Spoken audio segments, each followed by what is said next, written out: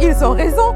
Dakar, fort de sa teranga légendaire, est ce point géographique sur la carte du monde d'où nous émettons depuis 3 jours maintenant en tant que capitale mondiale de l'économie sociale et solidaire. Mesdames et messieurs, bonjour. Vous le constatez, je suis entourée de la jeune et dynamique équipe de la RTMD, la radio digitale, téléweb, magazine de Dakar, qui abat un travail monstrueux pour la couverture audiovisuelle de ce Dakar GCF 2023. Être bien entouré, comme le disait l'autre, c'est être entouré de vie.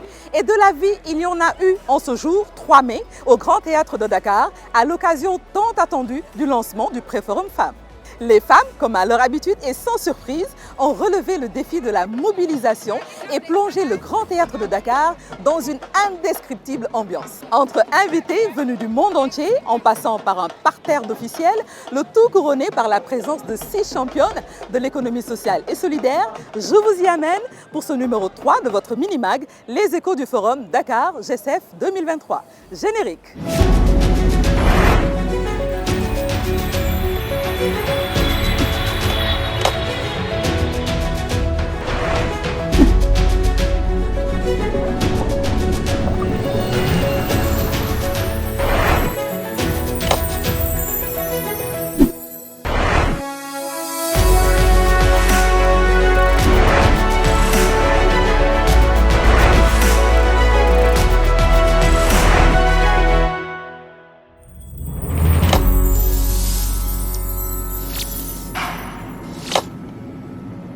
Peut-on envisager l'économie solidaire sans les femmes? La réponse est 3 fois non. Et donc, la question ne se pose pas. Mais pourtant, les contributions croissantes des femmes dans les ménages, dans les systèmes de production de biens et de services et dans les économies restent encore peu reconnues en Afrique. C'est la raison pour laquelle ce Préforum a constitué un temps privilégié pour répondre à plusieurs questions à travers la thématique suivante: l'autonomisation des femmes et la territorialisation de politiques publiques et durables. Un thème pris visiblement à cœur par ces milliers de femmes à travers, je vous le disais, une mobilisation des grands jours. Débrief et temps fort de la journée. Tout d'abord, l'arrivée remarquée du maire de la ville de Dakar, accueilli en grande pompe, comme vous pouvez le constater sur ces images.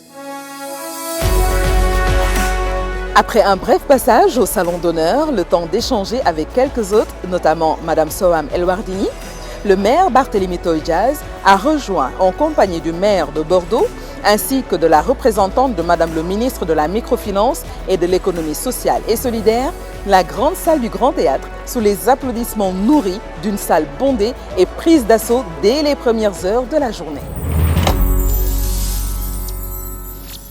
Place ensuite au discours. Nous avons retenu entre autres celui de Barthélémy Dias qui, en grand défenseur des femmes, a réitéré leur rôle capital dans l'économie sociale et solidaire. Son discours a fait place à celui de la représentante de Madame le ministre de la Microfinance qui a quasiment abondé dans le même sens que le maire de Dakar, ainsi que le discours du maire de Bordeaux. Tout ceci a donné au programme un contenu alléchant. 6 championnes de l'économie sociale et solidaire, venues de différentes parties du monde, expertes dans leurs domaines respectifs, ont partagé leur expérience sur cette thématique spécifique de l'économie sociale et solidaire. 3 sessions plénières réunissant politiques et experts et 17 ateliers et sessions autogérées sont venus clôturer cette très belle journée à tout point de vue.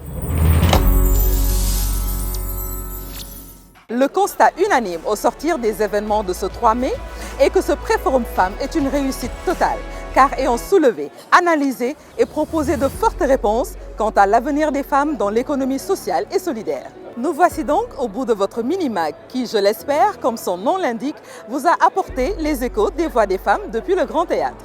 Rendez-vous est donc pris demain 4 mai pour l'ouverture du forum principal. Bye bye!